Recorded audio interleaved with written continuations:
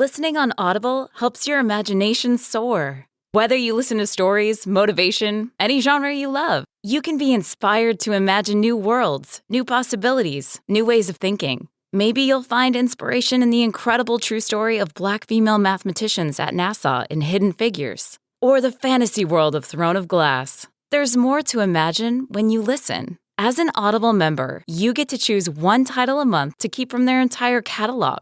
New members can try Audible free for 30 days.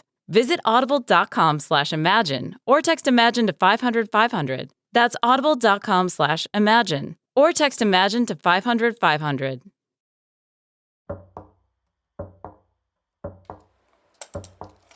It was not a woman.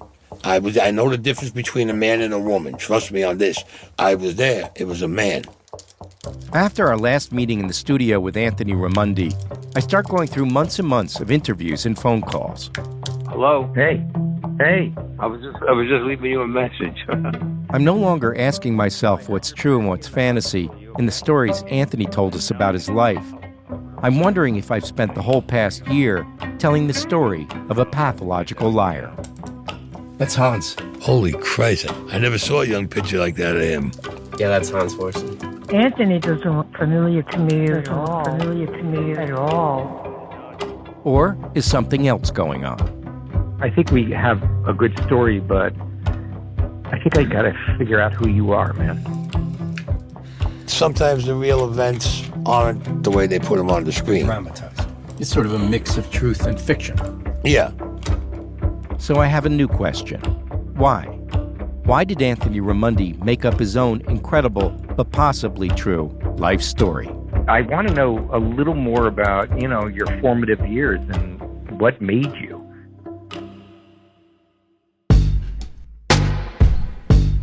I'm Mark Smerling, and these are the confessions of Anthony Raimondi.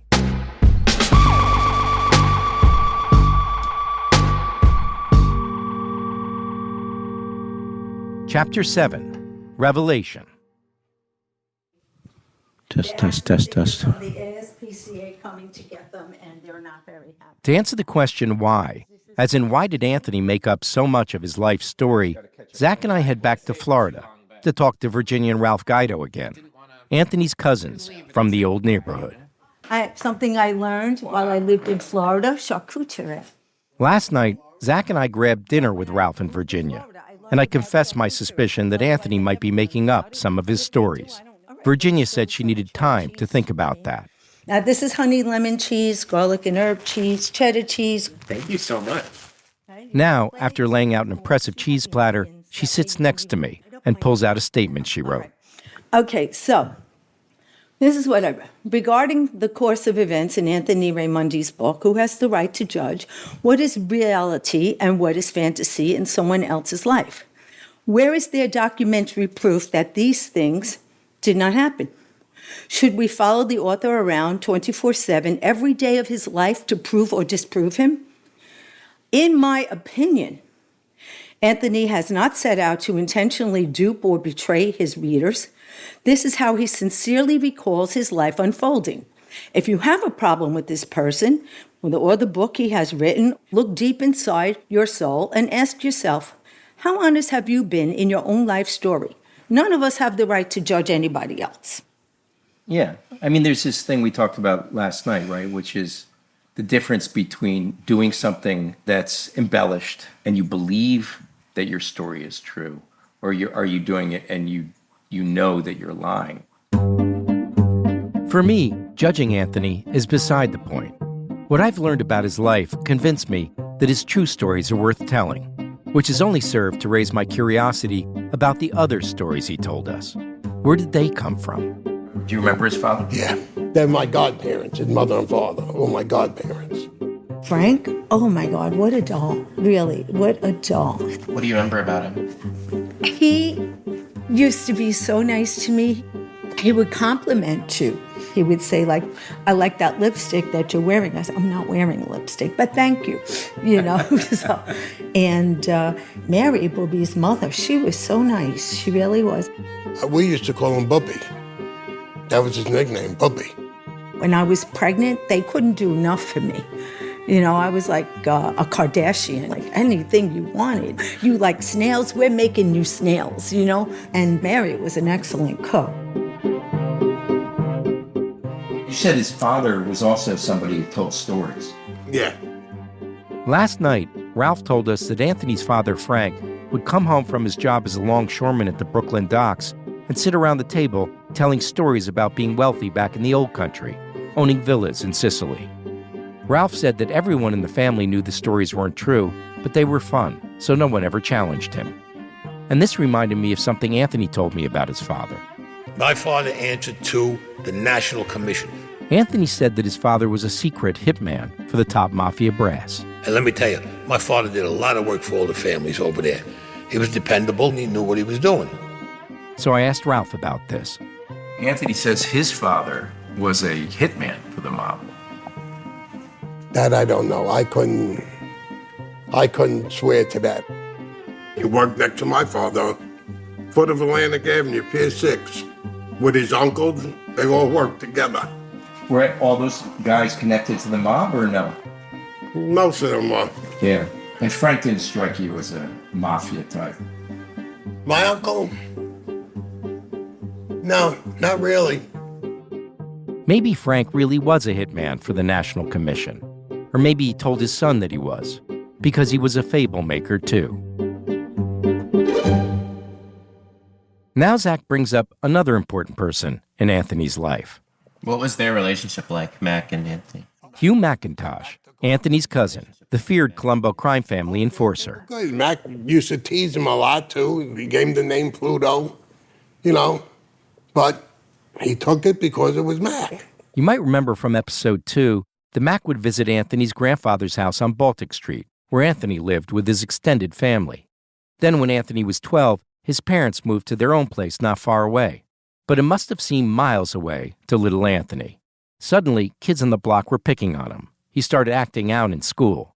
Then at 16, Anthony says he begged Mac to let him join him in the mafia. You know, nobody was going to mess with him with Mac there. Well, Mac was something else. Mac was a sick man. He once stopped his car going along 3rd Avenue in Brooklyn. Got out of his car. A guy was hitting the dog and beat the guy up with the chain he was hitting the dog with. And just left him there. Don't say something wrong that he don't like, because it turns into an animal. Yeah. He was a very bad influence. Mac was a violent and unpredictable criminal. But he offered Anthony something no one else in his family could. Anthony changed completely when he started hanging out with Mac. Turned into a totally different person. He started bullying people around instead of being bullied. What did his parents think about that? Do you have any idea? They liked it. They did? Yeah. They liked it. I think Mac provided for Anthony something that they couldn't provide, you know, that constant companionship, taking him places, introducing him to people. He was trying to find who he was. What Anthony found was a life of crime. But all those years Anthony was in the Colombos, he never moved out of his parents' house. During the day, he would hang out with Mac doing the bidding of his mafia bosses, delivering violence, or at least the threat of violence. At night, he'd go home and listen to his father's grand stories while his mother cooked his favorite dish. When he was in his 40s, his parents died, and that's when Ralph says someone offered Anthony good money for their house. The prices were high. So you figure, sell the house. And he made the agreement that he could stay there for a month or two, or something like that. Anthony sold the house, but he wasn't quite ready to leave. And then he just said, I'm not leaving, I'm staying. I don't think anybody was left in the neighborhood. No. Yeah. You know, this is where I was raised. This is where my parents loved me. This is my safe haven. No matter whatever happened, I could come here. And now I have to leave it. And where do I go? I checked out court records. Anthony eventually had to be evicted. But this is the way he is. The way Anthony is a guy who clings to his past, whether that past is real or fantasy. Before this book, did he ever tell you any of these stories? Oh, yeah. He did? So this fable making's been going on for years with him. Oh, yeah. What do you think, this just happened? When he calls me up on the phone, he's talking about people. I have no idea who these people are. And he says, don't you remember this one? Don't you remember that? I don't know. I don't remember. You remember. I don't remember. He really believes that whatever he told you is absolutely true. There's no doubt in my mind that he believes it's true.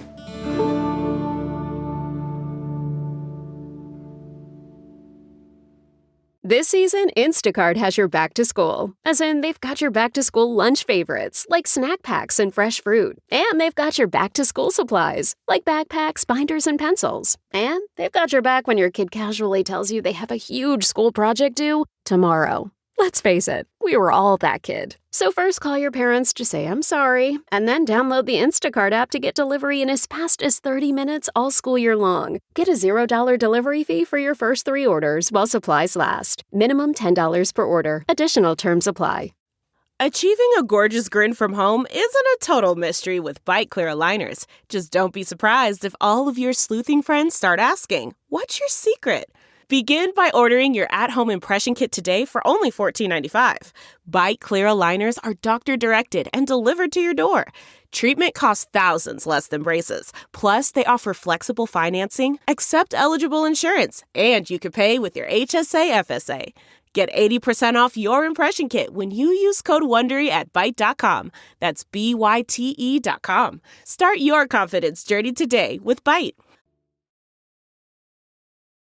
I want to know more about your mother, because my sense is that you were very close to your mom. Yeah, my mother, I was very close to my mother. She never gave up on me. She loved me no matter what. Whatever I did, my mother loved me. If you turned around and told her I just killed 7 kids and 3 women, she'd say, no, not my son. Back in New York, I'm searching through tape again when I stumble across a folder of video interviews with Anthony shot 3 years before I ever met him for a documentary that never got made. Did you tell her everything? Certain things I would tell her, certain things she already knew. So certain things I wouldn't tell her. But she always used to tell me to be careful. And she says, make sure you come home tonight because I'm making this for you. I said, Mom, I'll be home. And I would be home and I would eat. I would eat what she made. What was your father like? My father was a very quiet man. Very quiet. As far as I knew, he was a longshoreman until I found out that he was a shooter. There are hours and hours of this video, some of the same stories Anthony told us. But then my focus shifts to the person behind the camera. Her name is Elizabeth Browning. Do you pray? Do you? Yeah, every morning. You have a relationship where you talk to God? Every morning I pray. Every morning. No, truthfully, every morning when I get up, before I even get out of bed, I do pray. I let him know, this is what I'm doing, and this is what I'm sorry for what I did. When I come before you, it's your call. Elizabeth asks Anthony questions I would never think to ask. I start to believe that she might be able to help me figure out why Anthony made up so much of his life story. But more importantly, she might help me understand how to think about that. So, I gave her a call.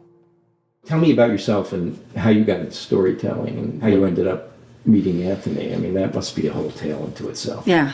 My real vision, which is what I'm building now, is a production company that produces film and television that inspires and uplifts and brings more light and love and hope to the world.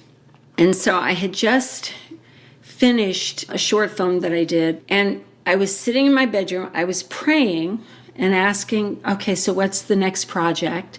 And this email comes through that says, one of the last of the old world mafia gangsters, an enforcer with a Colombo crime family, has been diagnosed with cancer. He doesn't know how much longer he has to live, and he's looking for someone to help tell his story. Impulsively, I sent out an email. I said, I have a question. How does he want his story to end? I get a response. He'd like to meet me. So I meet him in Little Italy. It was the Feast of San Gennaro. I'm walking, the streets have been closed, there are crowds everywhere, there's music playing and vendors, and I'm walking toward this Italian restaurant, and I felt like I was in a movie already. I got there before him, and I told the owner who I was here to see, and they were like, oh, yes, please. They ushered me in. And in about 10 minutes, this gangster-looking big guy in a very nice tracksuit with the gold chains and dark sunglasses, he looked huge to me as he walked in, and I was just like, oh, dear God, what have I done? And he sat down, and he took his glasses off. And his eyes were so kind. And there was this moment of going, oh, maybe he's not the image that I thought he was.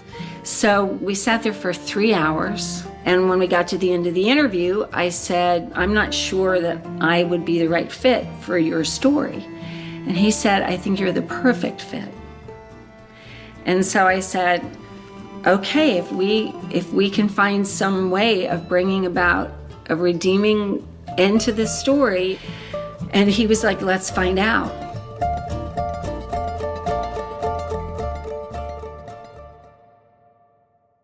For a year, every other week, I met him in the basement of a funeral home in Brooklyn, and I heard the stories. But what we were really interested in is, outside of those stories, who's the human being? So, what do you love the most? Animals. Animals, truthfully, my animals, I do. As much as people may think that I'm the devil or they think I'm mean or whatever, and I'm an animal lover and I can't see anybody hurting an animal. My father was an animal lover all the way around the board. Did you always have animals? Yeah, we always did. Dogs or cats? Dogs and cats. I even had a turtle. And my father got buried with all his pets, much like I'm going to have my pets buried with me. What do you love about your animals?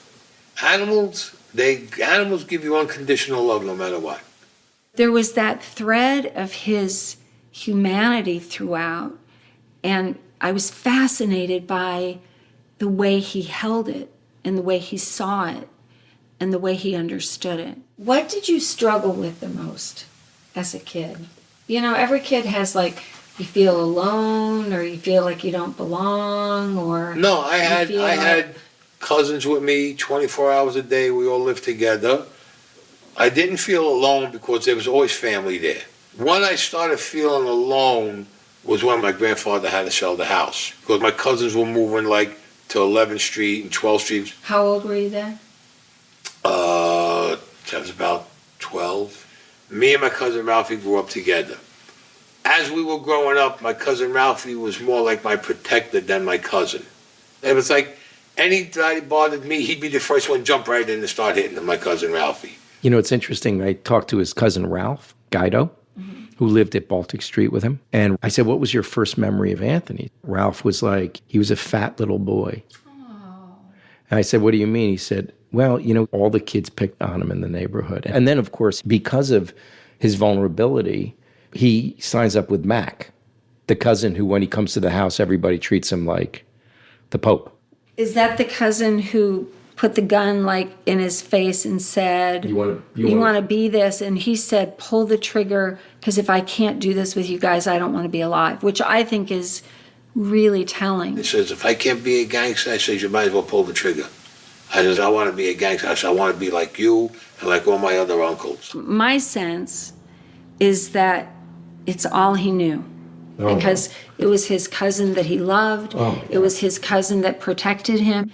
And I think, what chance do you have if from the moment you're born, that is what you are taught and rewarded, and it's what matters, right? It explains everything.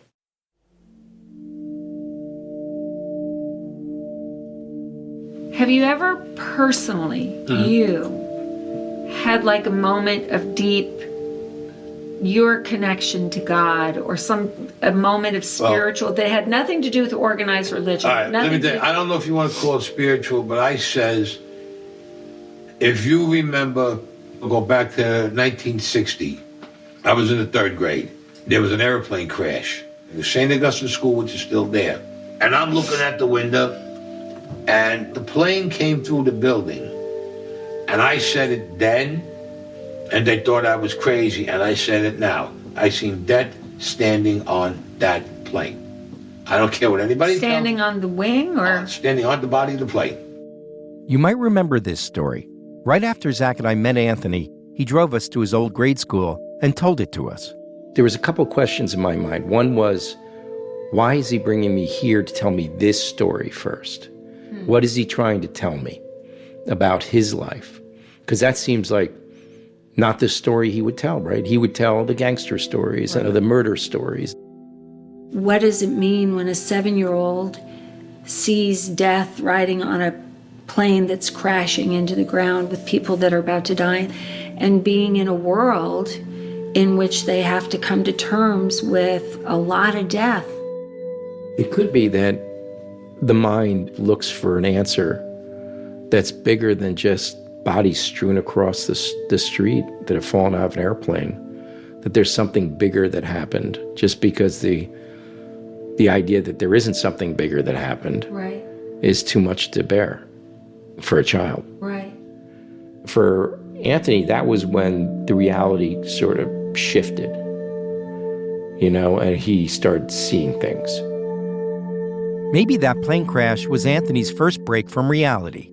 This is when he began telling his incredible and possibly true stories. When I'm listening to his stories, I'm hearing the 7-year-old who sees a man standing on top of a crashing plane. What I mean is, I'm listening to Anthony's stories, searching for all the fantasies that helped him get by. What were you thinking of his stories when he was telling them? I believed everything he said. I may still believe everything he said. I can't always explain how, but there is a truth and an authenticity in what he says and the way he tells his stories. He is an incredible storyteller, and he's woven his story with reality. Like, I can't tell you, after spending almost a year looking at this murder of Pope John Paul I, whether he was murdered or not. It's Anthony's role in it. Is it like Anthony has heard these stories? He's been adjacent to these stories. He's been in these stories.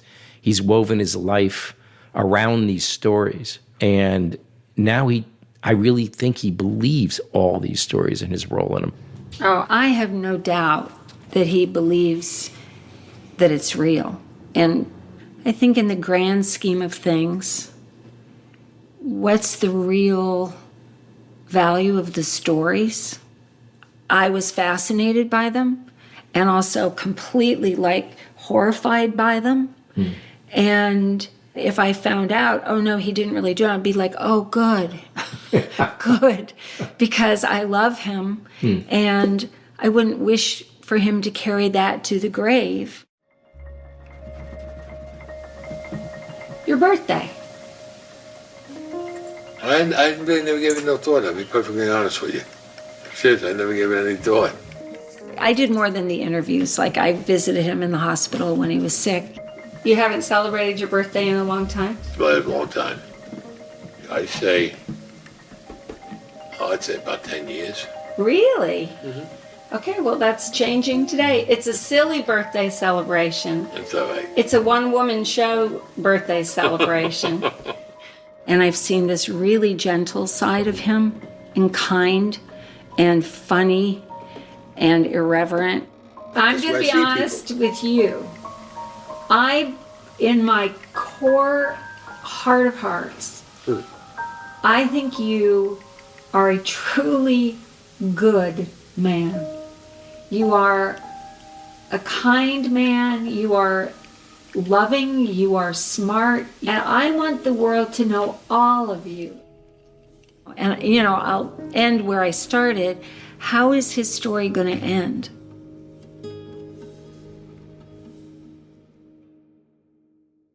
I spoke to Anthony today, and he's back in the hospital again.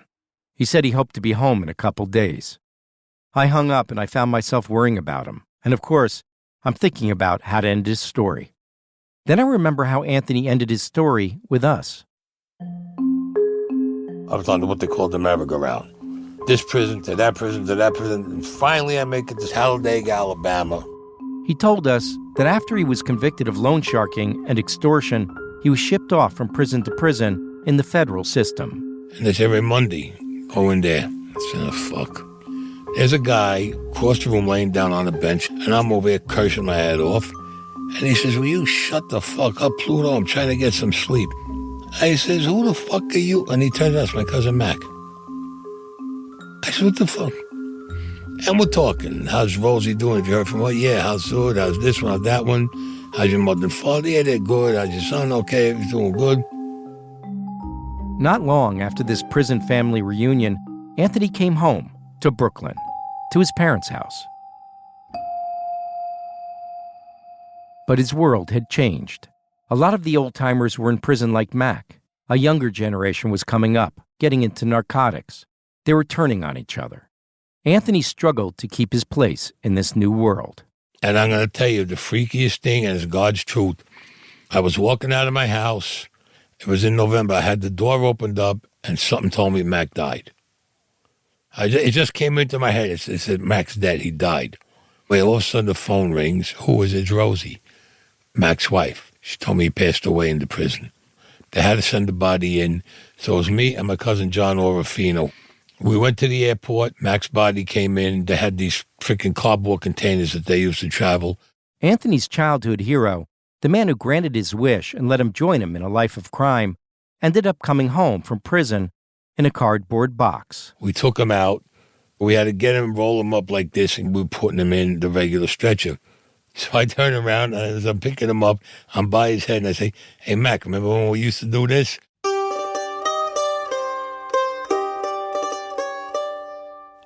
At what point did you decide to get out? Now, when I decided to get out was I started thinking about it when my cousin Mac died. Then when my father died, that sealed it.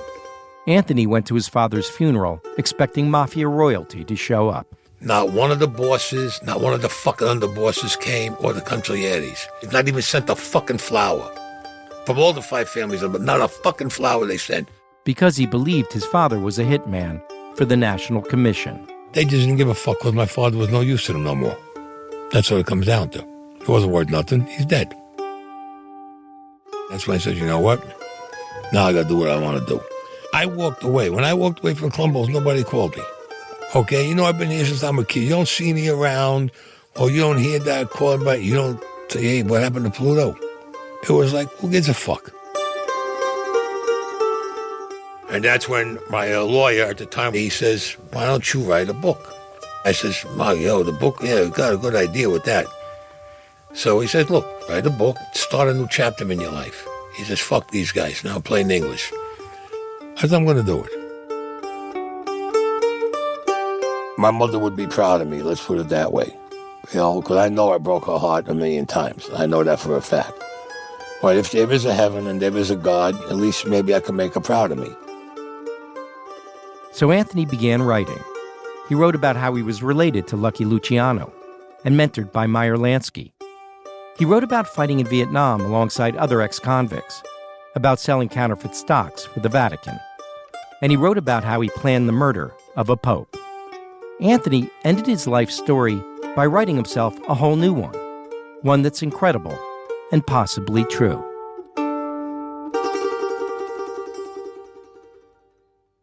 You get to the end of your life, right? And you want your life to kind of mean something. And it's hard not to sort of exaggerate your role in your own life at some level. Well, I would say everybody embellishes their life, including me a little bit. You know what I'm saying? Not to the point where it's a whole exaggeration, the story is not true. The point being that you start reflecting on your life. I could see how people either want to tell their story or they want to put themselves at the center of stories. Yeah. And it reminds me a little bit of the subtitle to your book, Incredible and Possibly True Stories. Yeah, but that covers me. And also, inside the book, I have any similarities between people, places, and events, living or dead, is purely coincidental. That covers me, that protects me. Right. So you could look at it this way. It's either all true, or it's half true and half a story, or it's a whole story that I made up that people want to see and people want to hear. Makes people start to wonder. People will believe, some people will, some people won't. I know what I did, I know who I was with, I know what was done, I know what I went through. You don't believe me? I don't give a shit. That's all for the Confessions of Anthony Raimondi. But there's one more episode left for those of you who want to dive deeper into the shenanigans of the Vatican Bank. In our next episode, you'll hear more from Gerald Posner, author of the New York Times bestselling book, God's Bankers. He'll talk about Italy, the mafia, and the rather large body count surrounding Italy's largest bank scandal. And he won't disappoint.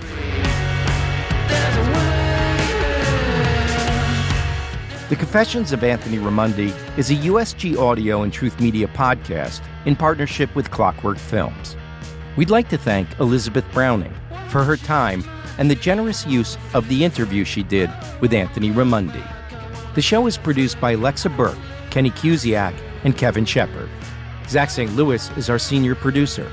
Mark Smerling, that's me, is your host and story editor. Executive producers are Josh Block from USG Audio, Jamie Cohen, Naomi Harvey, and Rob Huxley from Clockwork Films, and me, Mark Smerling. Scott Curtis is our production manager.